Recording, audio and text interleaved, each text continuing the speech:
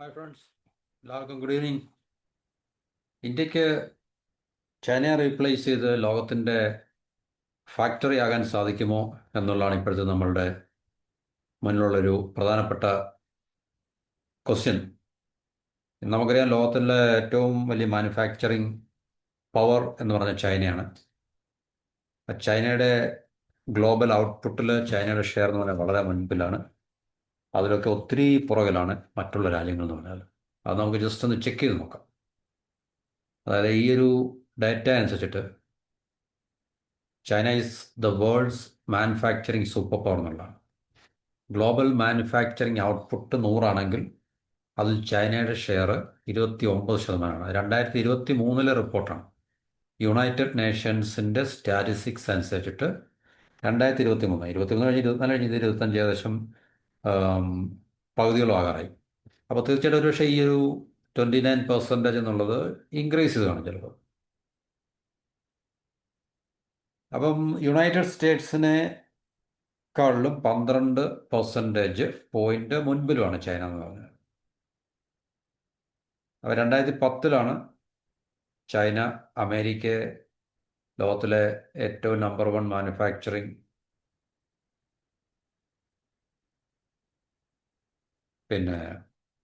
പവറായിട്ട് overtake ചെയ്യുന്നത്. 2023 ചൈനയുടെ manufacturing sector മൊത്തം $4.8 ട്രില്യൺ. ചൈനയുടെ തന്നെ ടോട്ടൽ ഇക്കണോമിക് ഔട്ട്പുട്ടിൻ്റെ 27% മാനുഫാക്ചറിങ് ആണ്. US എക്കോണമി 2023 അല്ലെങ്കിൽ കഴിഞ്ഞ കുറേ കാലങ്ങളായിട്ട് മാനുഫാക്ചറിങ്ങിനെ വളരെ കുറച്ചാണ് ആശ്രയിക്കുന്നത്. അവർ സർവീസിലാണ് ഏറ്റവും കൂടുതൽ, സർവീസ് സെക്ടറിലാണ് ഏറ്റവും കൂടുതൽ. 10% ഉള്ളൂ അവരുടെ മാനുഫാക്ചറിങ് സെക്ടർ എന്ന് പറഞ്ഞാൽ മൊത്തം ഔട്ട്പുട്ടിൻ്റെ. അപ്പോൾ അങ്ങനെ നോക്കുമ്പോൾ ചൈന ലോകത്തിലെ മാനുഫാക്ചറിങ് സൂപ്പർ പവറാണ്. പിന്നുള്ളത് ചൈനയെ അപേക്ഷിച്ച്, ചൈനയെ കൂടാതെ മറ്റ് രാജ്യങ്ങൾ 25% മോർ ടു ഡൊമസ്റ്റിക് വാല്യൂ, അവരുടെ രാജ്യത്തിൻ്റെ മൊത്തം GDPയുടെ അല്ലെങ്കിൽ ആഭ്യന്തര ഉൽപ്പാദനത്തിൽ മാനുഫാക്ചറിങ് 25%, അതിൽ കൂടുതലോ കോൺട്രിബ്യൂട്ട് ചെയ്യപ്പെടുന്ന രാജ്യങ്ങളാണ് Ireland, Cambodia, south Korea, Vietnam, Thailand. പക്ഷേ ചൈനയായിട്ട് കമ്പയർ ചെയ്യുമ്പോൾ അവരൊക്കെ വളരെ വളരെ പിന്നിലാണെന്നുള്ള കാര്യം നമ്മൾ മനസ്സിലാക്കുക. അപ്പോൾ ഈ ഒരു ടേബിൾ നമ്മൾ നോക്കിക്കഴിഞ്ഞാൽ ചൈനയുടെ ഗ്ലോബൽ ഔട്ട്പുട്ട് ഷെയർ എന്ന് പറഞ്ഞാൽ 28.9%. അമേരിക്ക ഒത്തിരി പുറകിലാണ്, 17.2%. എന്നുവെച്ചാൽ ടോട്ടൽ ഗ്ലോബൽ ഔട്ട്പുട്ടിലെ കാര്യമാണ്. ആഗോള സമ്പദ് വ്യവസ്ഥയിൽ നമ്മൾ ഔട്ട്പുട്ട് എടുത്ത് മാനുഫാക്ചറിങ് ഔട്ട്പുട്ട് എടുത്ത് നോക്കുമ്പോൾ ചൈനയുടെ ഷെയർ 28.9%. എന്നുവെച്ചാൽ ലോകത്ത് 100% മാനുഫാക്ചറിങ് ഉണ്ടെങ്കിൽ അതിൽ 28.9, അതായത് 29%-ത്തോളം ചൈനയുടെ ഷെയറാണ്. 17.2 അമേരിക്കയുടെ, Japan 5.1, Germany 5.1, south Korea 2.8, India 2.8. അപ്പോൾ നമുക്ക് ചൈനയായിട്ടൊക്കെ നമ്മൾ കമ്പയർ ചെയ്യുമ്പോൾ ഒത്തിരി പുറകിലാണ് ഇന്ത്യ എന്ന് പറഞ്ഞു കഴിഞ്ഞാൽ. മെക്സിക്കോ 2.2, ഇറ്റലി, ഫ്രാൻസ്, ബ്രസീൽ ഇതുപോലുള്ള രാജ്യങ്ങളാണ് ഏറ്റവും പ്രധാനപ്പെട്ട 1, 2, 3, 4, 5, 6, 7, 8, 9, 10 രാജ്യങ്ങളാണ്. അപ്പോൾ ഈ 10 രാജ്യങ്ങളുടെ ലിസ്റ്റിൽ ചൈനയാണ് മുന്നിൽ എന്നുള്ള കാര്യം നമുക്ക് മനസ്സിലാക്കാം. ഓക്കെ, അപ്പോൾ ഇങ്ങനെയുള്ള ചൈനയെ നമുക്ക് എന്താണ് പറയുന്നത്, റീപ്ലേസ് ചെയ്തിട്ട് ഇപ്പോൾ പെട്ടെന്ന് സാധിക്കുന്ന ഒരു കാര്യമല്ല, സമീപ ഭാവിയിൽ സാധിക്കുന്ന കാര്യമല്ല, 5 വർഷം കൊണ്ട് സാധിക്കുന്ന കാര്യമല്ല, 10 വർഷം കൊണ്ട് പോലും സാധിക്കുന്ന കാര്യമാണെന്ന് നമുക്കറിയില്ല. പക്ഷേ എന്നാലും നമ്മളുടെ സമ്പദ് വ്യവസ്ഥ മുന്നോട്ടുള്ള യാത്രയിൽ ഒരു 5 ഇയേഴ്സ് നമുക്ക് വിടാം. 5 വർഷം കൊണ്ട് സാധിക്കത്തില്ല എന്തായാലും. ഒരു 10 to 15 ഇയേഴ്സിൽ നമ്മളുടെ പൊസിഷൻ എന്താകാം അല്ലെങ്കിൽ എന്തായിരിക്കും എന്നുള്ള കാര്യത്തെക്കുറിച്ച് നമുക്ക് ഒരു ചെറുതായിട്ടുള്ള അനാലിസിസ് നടത്തി കഴിഞ്ഞാൽ ലോകത്തിൻ്റെ ഫാക്ടറി മത്സരത്തിൽ ചൈനയെ പിന്നിലാക്കി ഇന്ത്യൻ കുതിപ്പെന്നുള്ളതാണ്. ചൈനയെ പിന്നിലാക്കി പറഞ്ഞാൽ ഇത് ടെമ്പററി ആയിട്ടുള്ള ഒരു വർഷത്തെ അല്ലെങ്കിൽ ഒരു റിപ്പോർട്ടിൻ്റെ അടിസ്ഥാനത്തിലാണ് ഇത് പറയുന്നത്. അല്ലാതെ ഈ 29.9, 28.9% ഗ്ലോബൽ ഔട്ട്പുട്ടിൽ ഷെയറുള്ള ചൈനയെ ഇന്ത്യ ഓവർടേക്ക് ചെയ്തു അല്ലെങ്കിൽ ഓവർകം ചെയ്തു എന്നുള്ളതല്ല എൻ്റെ അർത്ഥം പറഞ്ഞത്. അപ്പോൾ അതിൻ്റെ മുന്നേറ്റത്തിന് വഴിയൊരുക്കിയതിൻ്റെ പിന്നിലെ കാരണങ്ങൾ എന്താണ്? അപ്പം കൂടുതൽ തൊഴിലവസരങ്ങൾ സൃഷ്ടിക്കാനും വിദേശ നാണ്യം നേടാനും അനുബന്ധ മേഖലകളിൽ കൂടുതൽ വരുമാനം ഉറപ്പിക്കാനും രാജ്യത്തിന് സാധിക്കും ഇതുകൊണ്ട് എന്നാണ് പറയുന്നത്. ഏതായാലും നമുക്കറിയാമല്ലോ തീർച്ചയായിട്ടും. മാനുഫാക്ചറിങ് കൂടുന്നതോടെ നമുക്ക് ഫോറിൻ കറൻസിയുടെ റിസർവ് നമുക്ക് ഫോറിൻ എക്സ്ചേഞ്ച് നമുക്ക് കിട്ടും അല്ലേ, എക്സ്പോർട്ട് കൂടുന്തോറും. അപ്പോൾ ഇന്ത്യ ഇന്ന് ലോകത്തിലെ അതിവേഗം വളർന്ന് വരുന്നൊരു സമ്പദ് വ്യവസ്ഥയാണ്. ലോകത്തിൽ ഏറ്റവും കൂടുതൽ സാമ്പത്തിക വളർച്ചയുള്ള ഒരു രാജ്യമാണ്. പക്ഷെ നമുക്ക് ഇപ്പോഴും റെക്ടിഫൈ ചെയ്യാൻ ഉള്ള അല്ലെങ്കിൽ റെക്ടിഫൈ ചെയ്യപ്പെടേണ്ട ഏറ്റവും പ്രധാനപ്പെട്ട ഒരു മേഖലയാണ് അടിസ്ഥാന സൗകര്യങ്ങളുടെ വികസനം എന്ന് പറഞ്ഞത്. അതായത് റോഡ്, ഇൻഫ്രാസ്ട്രക്ചർ, പോർട്ട്, എയർപോർട്ട് അല്ലേ, ഇതുപോലുള്ള കാര്യങ്ങൾ. കാരണം ഒരു രാജ്യത്തിൻ്റെ സമ്പദ് വ്യവസ്ഥ വളരുക എന്ന് പറയുമ്പോൾ അതിന് സമാന്തരമായി വളരേണ്ട അല്ലെങ്കിൽ വികസിക്കേണ്ട ഒരു മേഖലയാണ് അടിസ്ഥാന സൗകര്യങ്ങളുടെ വികസനം എന്ന് പറഞ്ഞു കഴിഞ്ഞാൽ. ഇൻഫ്രാസ്ട്രക്ചർ എന്ന് പറയുന്നത് ഫിസിക്കൽ ഇൻഫ്രാസ്ട്രക്ചർ അല്ലേ, ബേസിക്കായുള്ള ഇൻഫ്രാസ്ട്രക്ചർ, അടിസ്ഥാന സൗകര്യങ്ങളുണ്ട്. അപ്പോൾ ആഗോള നിർമ്മാണ ഹബ്ബാകാൻ, ഗ്ലോബൽ മാനുഫാക്ചറിങ് ഹബ്ബാകുവാൻ ശ്രദ്ധാപൂർവമായിട്ടുള്ള ചുവടുവയ്പ് ഇന്ത്യ നടത്തുന്നുണ്ട്. പ്രത്യേക മേഖലകളും അതുപോലെ തന്നെ വളരെ വ്യത്യസ്തമായിട്ടുള്ള മേഖലകളിലെല്ലാം തന്നെ പലതരത്തിലുള്ള നമുക്ക് ശ്രദ്ധിക്കപ്പെടാൻ സാധിക്കുന്ന തരത്തിലുള്ള മാറ്റങ്ങൾ ഉണ്ടാകുന്നുണ്ട്. പല സ്റ്റെപ്സുകൾ അല്ലെങ്കിൽ ചുവടുവയ്പ്പുകൾ ഇന്ത്യൻ ബിസിനസ് സെക്ടർ ആയാലും ശരി, ഗവൺമെൻറ് സഹായത്തോടുള്ള അല്ലെങ്കിൽ ഗവൺമെൻറ് ഫെസിലിറ്റേറ്റ് ചെയ്യുന്ന രീതിയിലായാലും ശരി, അതിനുള്ള മാറ്റങ്ങൾ സംഭവിക്കുന്നുണ്ട്. ആ മാറ്റങ്ങൾ എപ്പോഴും നമുക്ക് വെൽക്കം ചെയ്യേണ്ട ഒരു കാര്യമാണ്. പക്ഷേ ഇന്ത്യയെപ്പോലുള്ള രാജ്യത്ത് എപ്പോഴും അതിൻ്റെ സ്പീഡ് വളരെ ഒരു ഡിബേറ്റബിൾ ആയിട്ടുള്ളൊരു കാര്യമാണ് അല്ലേ, ഏതിൻ്റെയും വേഗത. അപ്പോൾ പറയും നമുക്ക് ഇവിടെ സ്പീഡിൽ പോയിട്ട് വലിയ കാര്യമൊന്നുമില്ല, ഇന്ത്യയാണ്, ഇന്ത്യക്ക് മറ്റുള്ളവരെ ഇമിറ്റേറ്റ് ചെയ്യാൻ സാധിക്കത്തില്ല, മറ്റുള്ളവരായിട്ട് കമ്പയർ ചെയ്തിട്ട് കാര്യമില്ല. പക്ഷെ നമുക്ക് സ്റ്റാൻഡേർഡ് വേണം, മാനദണ്ഡം വേണം, റെഫറൻസ് വേണം, കമ്പാരിസൺ വേണം. ഇതൊക്കെ അത്യാവശ്യമാണ് നമുക്ക്. കാരണം ഇതെല്ലാം നമ്മൾ വ്യക്തിക്കായാലും സമൂഹത്തിനായാലും സ്ഥാപനത്തിനായാലും രാജ്യത്തിനായാലും ഇതെല്ലാം അത്യാവശ്യമാണ്, കമ്പാരിസൺ. അപ്പോൾ അതിനനുസരിച്ച് മാത്രമേ നമ്മുടെ നയങ്ങളെ രൂപീകരിക്കുവാനും അതൊക്കെ നമുക്ക് നടപ്പിൽ വരുത്താനൊക്കെ സാധിക്കത്തുള്ളൂ. അപ്പോൾ അമേരിക്കയും യു എസും അമേരിക്കയും ചൈനയും തമ്മിലുള്ള വ്യാപാര യുദ്ധം, ട്രേഡ് വാറിൽ ചൈനയ്ക്ക് ഒത്തിരി നഷ്ടങ്ങൾ ഉണ്ടാകാനുള്ള സാധ്യതയുണ്ട്.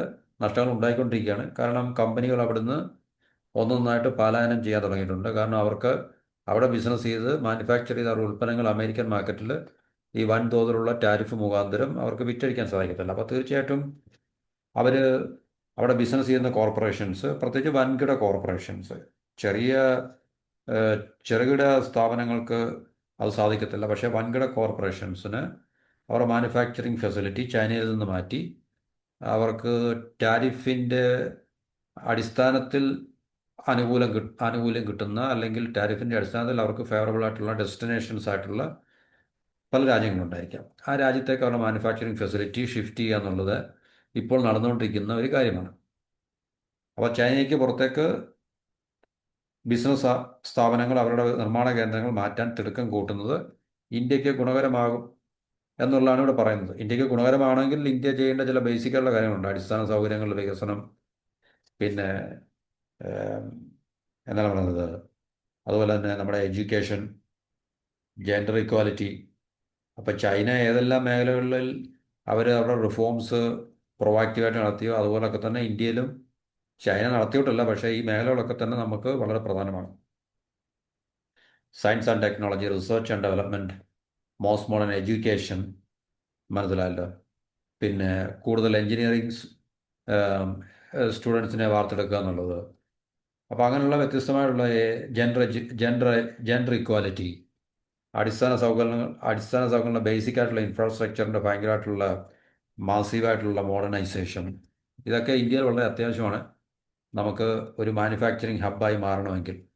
അതല്ല, അതായത് ഗ്ലോബൽ സപ്ലൈ ചെയിനുമായിട്ട് നമ്മളെ ഇൻ്റഗ്രേറ്റ് ചെയ്യണമെങ്കിൽ ഇതൊക്കെ നമ്മുടെ രാജ്യത്ത് ആദ്യം സംഭവിക്കണം. എന്നാൽ മാത്രമേ നമുക്ക് ഗ്ലോബൽ സപ്ലൈ ചെയിനുമായിട്ട് അല്ലെങ്കിൽ ഗ്ലോബൽ എക്കോണമിയായിട്ട് നമുക്ക് വളരെ കോമ്പറ്റീറ്റീവായിട്ട് നമ്മളെ ഇൻ്റഗ്രേറ്റ് ചെയ്യാൻ സാധിക്കത്തുള്ളൂ. ഇതൊക്കെ ചൈന നേടിയെടുത്ത കാര്യങ്ങളാണ്. അല്ലെങ്കിൽ ഈവൻ നമ്മളെപ്പോലെ നമ്മളെക്കാളും ചെറിയ രാജ്യമായിട്ടുള്ള വിയറ്റ്നാം പോലും ഇക്കാര്യങ്ങളിലൊക്കെ വിജയങ്ങൾ കൈവരിച്ചൊരു രാജ്യമാണ്. അപ്പം നമുക്കറിയാം, പണ്ട് മുതലേ ചൈനയിലേക്ക് കമ്പനികളെ ബിസിനസ്സുകളെ ആകർഷിച്ചുകൊണ്ടിരിക്കുന്ന ഏറ്റവും അവരുടെ ഒരു അട്രാക്റ്റീവ് പോയിന്റ് എന്ന് പറഞ്ഞാൽ കുറഞ്ഞ ചിലവിൽ അവരുടെ ഉൽപ്പാദനം നടത്താൻ സാധിക്കും, ചീപ്പായിട്ടുള്ള ലേബർ അവൈലബിൾ ആയിരുന്നു എന്നുള്ളതായിരുന്നു.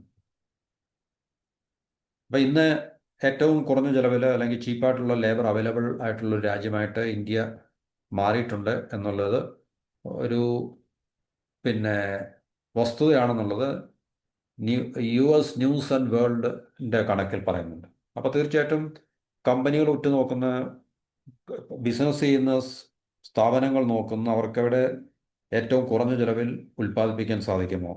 കുറഞ്ഞ ചിലവിൽ അവർക്ക് ഉൽപ്പാദിപ്പിക്കാൻ സാധിക്കണമെങ്കിൽ കുറഞ്ഞ ലേബർ ചാർജ് ഉള്ളിടം മാത്രമേ അവർക്ക് പറ്റത്തുള്ളൂ. എല്ലാ കമ്പനികൾക്കും എല്ലാ കാലത്തും അങ്ങനെയാണ്. അത് നമ്മൾ നേരത്തെ സംസാരിച്ചാണ്. ബാക്കിയുള്ള റോ മെറ്റീരിയൽസിൻ്റെ അല്ലെങ്കിൽ മറ്റ് ഓവർഹെഡ്സിൻ്റെ മറ്റുള്ള ഓവർഹെഡ്സൊക്കെ മാനേജബിളാണ്. പക്ഷേ ലേബർ ചാർജ് അല്ലെങ്കിൽ എന്താണ് നമ്മൾ പറയുന്നത്, ഈ പറഞ്ഞ ഈ ലേബർ കോസ്റ്റ് ആണ് ഒരു പ്രോഡക്റ്റിൻ്റെ കോസ്റ്റിൽ ഡോമിനൻ്റ് ആയിട്ടുള്ളതാണ്. അപ്പം അതിനെ എത്രമാത്രം കുറയ്ക്കുവാൻ സാധിക്കുമോ അതാണ് ബിസിനസ്സുകളുടെ ലാഭം കൂട്ടുന്ന ഒരു ഏരിയ എന്ന് പറഞ്ഞു കഴിഞ്ഞാൽ. അപ്പം നേരത്തെ ചൈനയ്ക്ക് ഉണ്ടായിരുന്ന ഒരു നേട്ടമാണ് ഇപ്പോൾ അത് ഇന്ത്യക്ക് ലഭിക്കുന്നുണ്ട്. വിയറ്റ്നാമും അതുപോലെ തന്നെ തായ്ലൻഡ്, ഫിലിപ്പീൻസ്, ബംഗ്ലാദേശ് ഒക്കെ ഉള്ള രാജ്യങ്ങൾ ഇപ്പോൾ ഇതുപോലുള്ള ഒരു അഡ്വാൻറ്റേജ് അവർക്ക് ഈ രാജ്യങ്ങളിലൊക്കെ നിലനിൽക്കുന്നുണ്ട്. ഏത് കുറഞ്ഞ ചിലവിൽ ഉൽപ്പാദിപ്പിക്കാൻ കഴിയുന്ന ചീപ്പായിട്ടുള്ള ലേബർ കോസ്റ്റുള്ള രാജ്യങ്ങളുടെ പട്ടികയിലേക്ക് ഈ ഇന്ത്യ ഉൾപ്പെടെയുള്ള രാജ്യങ്ങൾ, ഇന്ത്യ, തായ്ലാൻഡ്, വിയറ്റ്നാം, അതുപോലെ തന്നെ തായ്ലൻഡ്, ഫിലിപ്പീൻസ്, ബംഗ്ലാദേശ് ഇതുപോലുള്ള രാജ്യങ്ങളുണ്ട്. അപ്പം ഇന്ത്യയെ സംബന്ധിച്ച് ഈ ഒരു അഡ്വാൻറ്റേജ് നമ്മളെ സംബന്ധിച്ച് നേട്ടങ്ങൾ ഉണ്ടാക്കാൻ പറ്റുന്ന തരത്തിലുള്ളതാണ്. കൂടുതൽ തൊഴിലവസരങ്ങൾ സൃഷ്ടിക്കാൻ സാധിക്കും. വിദേശ നാണ്യം നേടാൻ സാധിക്കും. എങ്ങനെയാണ് നമ്മുടെ എക്സ്പോർട്ട് വർദ്ധിക്കുന്നുണ്ട്. അതുപോലെ തന്നെ ഇതുമായിട്ട് ബന്ധപ്പെട്ട മേഖലകളിലൊക്കെ തന്നെ കൂടുതൽ വരുമാനങ്ങൾ ഉറപ്പിക്കാൻ സാധിക്കും. കാരണം ഇപ്പോൾ ഒരു ഇൻഡസ്ട്രി തുടങ്ങിക്കഴിഞ്ഞാൽ ആ ഇൻഡസ്ട്രിയുടെ മാത്രമല്ല, കാരണം അതുമായിട്ട് ബന്ധപ്പെട്ട ഒത്തിരി പിന്നെ സെക്ടേഴ്സിന് വളർച്ച ഉണ്ടാകും. ഇപ്പോൾ ഉദാഹരണത്തിന് ഓട്ടോമൊബൈൽ സെക്ടറിൻ്റെ വളർച്ച, റബ്ബർ റബ്ബറുമായിട്ട് ബന്ധപ്പെട്ട ഇപ്പോൾ ടയറുകൾ എല്ലാ ഓട്ടോമൊബൈൽസിനും അത്യാവശ്യമുണ്ട്. അപ്പോൾ റബ്ബർ വ്യവസായത്തിന് അത് ഒരു പുത്തൻ ഉണർവ് നൽകുന്നതാണ്. അല്ലെങ്കിൽ പെയിൻറ്, അല്ലേ? കാരണം പെയിൻറ് എല്ലാ ഓട്ടോമൊബൈൽസിലും ഉപയോഗിക്കുന്നുണ്ട്. അപ്പോൾ അതാണ് അനുബന്ധമായിട്ടുള്ള വ്യവസായങ്ങൾ എന്ന് പറഞ്ഞു കഴിഞ്ഞിട്ട്. അപ്പോൾ ഏത് വ്യവസായം നമ്മൾ എടുത്ത് നോക്കിക്കഴിഞ്ഞാലും അങ്ങനെ അനുബന്ധ സെക്ടേഴ്സ് ഉണ്ട്, അല്ലെങ്കിൽ മേഖലകളുണ്ട്. അപ്പോൾ അതിനൊക്കെ അങ്ങനെയുള്ള ഇക്കോണമി ഡെവലപ്പ് ചെയ്യുന്നത് ശരിക്കും പറഞ്ഞു കഴിഞ്ഞാൽ. അല്ല, ഒരു മേഖല എന്ന് പറയുമ്പോൾ ഒരു മേഖല ഐസൊലേറ്റഡ് ഉള്ള മേഖലയൊന്നുമല്ല. അപ്പോൾ അത് ബന്ധപ്പെട്ട മേഖലകളാണ്. ഇപ്പം ഒരു ഓട്ടോമൊബൈൽ നട്ടും ബോൾട്ടും ഉണ്ടാക്കുന്ന ഒരു വ്യവസായം അല്ലെങ്കിൽ വ്യവസായങ്ങൾ വരെ എന്ന് പറഞ്ഞാൽ അതിന് തീർച്ചയായിട്ടും ഓട്ടോമൊബൈൽ സെക്ടർ അതിൻ്റെ വളർച്ച കൈവരിക്കുമ്പോൾ ഈ സെക്ടറിനെല്ലാം അതിൻ്റെ വളർച്ച ഉണ്ടാകുകയും തൊഴിലവസരങ്ങൾ സൃഷ്ടിക്കുകയും ചെയ്യും. അങ്ങനെ കൂടുതൽ സാമ്പത്തികമായിട്ടുള്ള വളർച്ച കൈവരിക്കാൻ സാധിക്കും. അതുപോലെ തന്നെ മനുഷ്യ വിഭവശേഷിയിൽ ഇന്ത്യയും ചൈനയും ഏകദേശം ഒരേ നിലയിൽ തന്നെയാണ്. തൊഴിലേർപ്പെടുന്ന ആൾക്കാരുടെ എണ്ണത്തിൽ ഇന്ത്യയാണ് മുൻപിൽ. അതുപോലെ തന്നെ യുവാക്കളുടെ യുവത്വവും ഇന്ത്യയാണ് കൂടുതൽ. അതൊക്കെ ഇന്ത്യക്ക് കൂടുതൽ ഗുണകരമായിട്ടുള്ള ചില അവസരങ്ങളാണ്. ചെലവ് ചുരുക്കലിൻ്റെ ഭാഗമായിട്ട് കൂടുതൽ കമ്പനികളെ ഇങ്ങോട്ട് ആകർഷിക്കാൻ ഇതുവഴി സാധിക്കും. കാരണം കമ്പനികൾ അട്രാക്റ്റ് ചെയ്യപ്പെടണമെങ്കിൽ, ഒരു രാജ്യത്തേക്ക് ഒരു എക്കോണമിയിലേക്ക് അട്രാക്റ്റ് ചെയ്യപ്പെടണമെങ്കിൽ ഇതുപോലുള്ള ചില അടിസ്ഥാന ഘടകങ്ങൾ നിലനിൽക്കണം.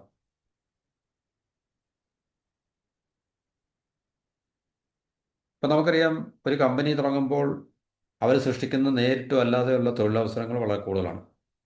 ഇപ്പോൾ ആപ്പിളിൻ്റെ ഒരു കമ്പനി, ആപ്പിൾ ഇവിടെ ഇന്ത്യയിൽ ഒരു ഫാക്ടറി തുടങ്ങുമ്പോൾ ആ ഫാക്ടറിയിൽ ചിലപ്പം നൂറുകണക്കിന് ആൾക്കാർക്ക് നേരിട്ട് ജോലി കിട്ടും. അവർ ഔട്ട്സോഴ്സ് ചെയ്യുന്ന പ്രോഡക്ട്സുകൾ ഇഷ്ടം പോലുണ്ട്. ഇപ്പം മൊബൈൽ ഫോണിൻ്റെ തന്നെ ഒത്തിരി പാർട്സും കമ്പോണൻസും ഒക്കെ തന്നെ വെളിയിൽ നിന്നായിരിക്കും അവർ മാനുഫാക്ചർ ചെയ്ത് നേടുന്നത് അല്ലെങ്കിൽ എടുക്കുന്നത്. അപ്പോൾ ആ യൂണിറ്റ്സിലൊക്കെ തൊഴിലവസരങ്ങൾ സൃഷ്ടിക്കപ്പെടും. അപ്പോൾ ഒരു ബിസിനസ് സ്റ്റാർട്ട് ചെയ്യുമ്പോൾ പല മേഖലകളിൽ അതിന് ബിസിനസ്സുകൾ വളരാനുള്ള സാധ്യതകളുണ്ട്. അതുപോലെ തന്നെ അടിസ്ഥാന സൗകര്യ വികസന രംഗത്തും നേരിട്ടുള്ള വിദേശ നിക്ഷേപം, ഫോറിൻ ഡയറക്റ്റ് ഇൻവെസ്റ്റ്മെൻ്റ് ഒക്കെ തന്നെ നമുക്ക് ഗുണകരമാകും എന്നാണ് പറയുന്നത്. അപ്പോൾ നേരത്തെ ലോകത്തിൻ്റെ മാനുഫാക്ചറിങ് ഹബ്ബ് ഇപ്പോഴും ചൈന തന്നെയാണ്. ഗ്ലോബൽ മാനുഫാക്ചറിങ് ഹബ്ബ്, നിർമ്മാണ ഹബ്ബ് എന്ന് പറഞ്ഞാൽ ചൈനയായിരുന്നു. കാരണം പണ്ട് അമേരിക്കയ്ക്ക് പോലും ഈ ഒരു ബ്രാൻഡ് നെയിമോ അല്ലെങ്കിൽ പൊസിഷനോ ഒന്നും ഇല്ലായിരുന്നു. അത് കിട്ടിയിട്ടുള്ള ചൈനയ്ക്ക് മാത്രമാണ്. അപ്പോൾ ഇപ്പോഴും ആ ബ്രാൻഡിങ് അല്ലെങ്കിൽ ബ്രാൻഡ് ലേബൽ ചൈനയ്ക്ക് തന്നെയാണുള്ളത്. അപ്പോൾ അതിൽ നിന്ന് മാറി ഇന്ത്യയിലേക്ക് കമ്പനികളെ ആകർഷിക്കാൻ കഴിയുന്നുണ്ടെങ്കിലും, പക്ഷേ അടിസ്ഥാന സൗകര്യങ്ങളുടെ വികസനത്തിൽ ഇന്ത്യ വളരെ പുറകിലാണ്. അതിനകത്തൊക്കെ നമുക്ക് ഒത്തിരി മുന്നോട്ട് പോകാനുണ്ട്. കൂടുതൽ മെച്ചപ്പെട്ട റോഡുകൾ നേരത്തെ പറഞ്ഞു, മോഡേണൈസ്ഡ് ആയിട്ടുള്ള പിന്നെ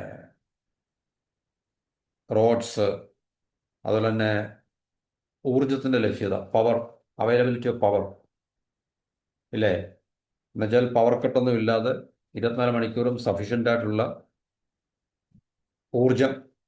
അപ്പോൾ ഇതിലൊക്കെ ഇന്ത്യ കൂടുതൽ ശ്രദ്ധിക്കണമെന്ന് ഈ പറഞ്ഞ റിപ്പോർട്ടിൽ പറയുന്നുണ്ട്. അതായത് US ന്യൂസ് ആൻഡ് വേൾഡ് റിപ്പോർട്ടിൽ പറയുന്നുണ്ട്. ഇതൊക്കെ നമ്മൾ നേരിടുന്ന വലിയ പ്രശ്നങ്ങളാണ്. അതിനകത്തൊന്നും നമുക്ക് കാര്യമായിട്ടുള്ള പിന്നെ മാറ്റങ്ങളോ അല്ലെങ്കിൽ പുരോഗതികളോ നമുക്ക് ഉണ്ടാക്കിയെടുക്കാൻ സാധിച്ചിട്ടില്ല. പക്ഷേ മാറ്റങ്ങൾ സംഭവിക്കുന്നുണ്ട്. അതുകൊണ്ട് ഇത്രയും കാര്യങ്ങളൊക്കെ ശ്രദ്ധിച്ചു കഴിഞ്ഞാൽ ഇന്ത്യക്ക് ചൈനയെ മറികടന്ന് അല്ലെങ്കിൽ ചൈനയ്ക്കൊപ്പം തന്നെ ഒരു ആഗോള നിർമ്മാണ ഹബ്ബാകുവാൻ നമുക്ക് സാധിക്കും എന്നുള്ള കാര്യത്തിൽ സംശയമില്ല. അപ്പം ഇതാണ് നമുക്ക് ഇപ്പോൾ ഇന്ത്യയുടെ നിലവിലുള്ള സമ്പദ് വ്യവസ്ഥയുമായിട്ട് ബന്ധപ്പെട്ട ഒരു പ്രധാനപ്പെട്ട വാർത്ത പറയുന്നത്. അപ്പോൾ മറ്റൊരു ടോപ്പിക്കുമായിട്ട് നമുക്ക് അടുത്ത വീട്ടിൽ കാണാം. എല്ലാവർക്കും നന്ദി, നമസ്കാരം. അത് കണ്ടിട്ടുണ്ട്.